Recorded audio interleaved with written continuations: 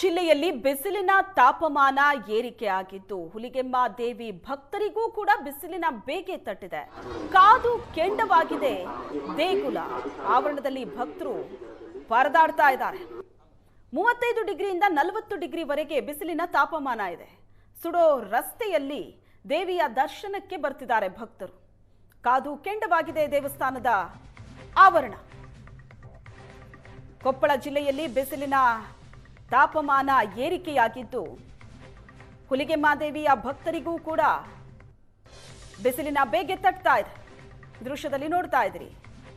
ದೇವಿಯ ದರ್ಶನಕ್ಕೆ ಅಂತ ಬರೋ ಭಕ್ತರು ಪಾದರಕ್ಷೆಗಳನ್ನ ಹೊರಗಡೆ ಬಿಟ್ಟು ಒಳಗಡೆ ದೇವಸ್ಥಾನದ ಆವರಣದಲ್ಲಿ ನಡ್ಕೊಂಡು ಬರೋವಾಗ ಪರದಾಡ್ತಾ ಇದ್ದಾರೆ. ಬಿಸಿಲಿನ ತಾಪಮಾನಕ್ಕೆ ಕೊಪ್ಪಳ ತಾಲೂಕಿನ ಹುಲಿಗೆಮ್ಮ ದೇವಸ್ಥಾನಕ್ಕೆ ಬರ್ತಕ್ಕಂಥ ಭಕ್ತರು ಇದೀಗ ಬೆಂಡಾಗಿ ಹೋಗಿರ್ತಕ್ಕಂಥದ್ದು. ನನಗೇನು ಹುಲಿಗೆಮ್ಮ ದೇವಸ್ಥಾನದ ಮುಂಭಾಗದಲ್ಲಿದ್ದೀನಿ. ಪ್ರತಿದಿನವೂ ಕೂಡ ಕಳೆದ 15 ದಿನಗಳಿಂದಲೂ ಸುಮಾರು 35ರಿಂದ 40 ಡಿಗ್ರಿ ಸೆಲ್ಸಿಯಸ್ ಅಷ್ಟು ಬಿಸಿಲಿದೆ. ಆದರೆ ಇಲ್ಲಿ ಬರ್ತಕ್ಕಂಥ ಭಕ್ತರಿಗೆ ಕನಿಷ್ಠ ಸೌಲಭ್ಯವನ್ನು ಕೂಡ ಕೊಡಲಿಕ್ಕೆ ಏನು ಹುಲಿಗೆಮ್ಮ ದೇವಸ್ಥಾನ ಪ್ರಾಧಿಕಾರದ ಅದು ಮುಂದಾಗಿಲ್ಲ.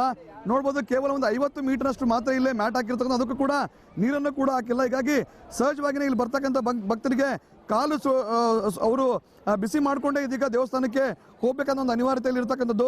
ಪ್ರತಿದಿನವೂ ಕೂಡ ಹುಲಿಗೆಮ್ಮ ದೇವಸ್ಥಾನಕ್ಕೆ ನಾಡಿನ ಮೂಲೆಯನ್ನು ಕೂಡ ಸಾವಿರಾರು ಭಕ್ತರು ಬರ್ತಾರೆ. ಆದರೆ ಭಕ್ತರಿಗೆ ಕನಿಷ್ಠ ಸೌಲಭ್ಯ ಕೊಡುವಂಥದ್ದನ್ನು ಕೂಡ ಮಾಡ್ತಾ ಇಲ್ಲ. ಚಿಕ್ಕ ಮಕ್ಕಳನ್ನು ಕೂಡ ಅವರೆಲ್ಲ ಕರ್ಕೊಂಡು ಹೋಗ್ತಾ ಇದ್ದಾರೆ.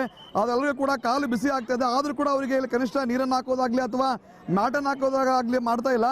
ಮ್ಯಾಟ್ ಹಾಕಿದ್ರು ಕೂಡ ಕೇವಲ ದೇವಸ್ಥಾನದ ಮುಂಭಾಗದಲ್ಲಿ ಒಂದು 30-40 ಮೀಟರ್ ಅಷ್ಟು ಮಾತ್ರ ಮ್ಯಾಟನ್ನು ಹಾಕಿದ್ದಾರೆ.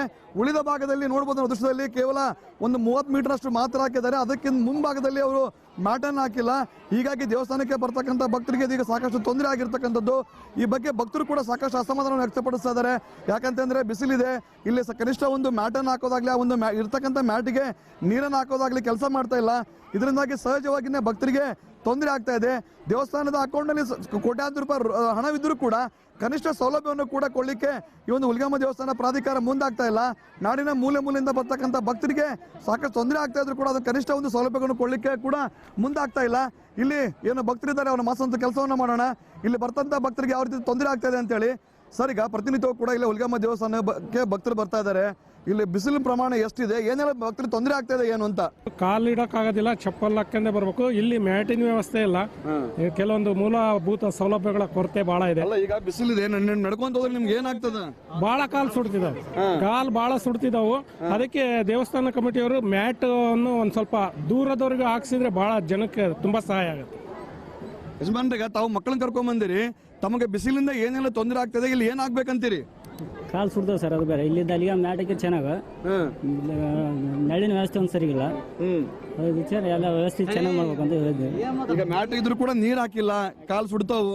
ಕಾಲು ಸುಡ್ತಾವೆ ಸರ್. ಮ್ಯಾಟಿನ ಮೇಲೆ ಒಂದು ಸ್ವಲ್ಪ ನೀರು ಹಾಕಿದ್ರೆ ಅಲ್ಲಿ ನೀರು ಹಾಕಿದ್ರೆ ಕೂಡ ಚೆನ್ನಾಗಿ ಬರ್ತದೆ, ತಂಪಾಕೈತಿ ಜನರಿಗೆಲ್ಲ. ಅದೆಲ್ಲ ಮಾಡ್ಕೋಬೇಕು ಸರ್. ಇದಿಷ್ಟು ಭಕ್ತರ ಮಾತು. ಅಂದ್ರೆ ಏನು ಬಿಸಿಲಿನ ಪ್ರಮಾಣ ಹೆಚ್ಚಾಗಿರ್ತಕ್ಕಂಥ ಹಿನ್ನೆಲೆಯಲ್ಲಿ ದೇವಸ್ಥಾನದವರು ಏನು ಈಗಾಗಲೇ ಹಾಕಿರ್ತಕ್ಕಂಥ ಮ್ಯಾಟ್ ಯಾವುದಕ್ಕೂ ಕೂಡ ಸಾಲ್ತಾ ಇಲ್ಲ. ಅದನ್ನ ಇನ್ನೂ ದೂರದವ್ರಿಗೆ ಕೂಡ ಹಾಕಬೇಕು. ಮತ್ತೊಂದು ಕಡೆ ಮ್ಯಾಟಿಗೆ ಕೂಡ ನೀರನ್ನು ಕೂಡ ಹಾಕಬೇಕು ಅನ್ನೋದು ದೇವಸ್ಥಾನಕ್ಕೆ ಬರ್ತಕ್ಕಂಥ ಭಕ್ತರ ಮಾತು. ಕೊಪ್ಪಳದಿಂದ ಕ್ಯಾಮರಾಮನ್ ಸಮೀರ್ ದೊಡ್ಡ ಶಲಗಾರೇಶ, ಸುವರ್ಣ ನ್ಯೂಸ್.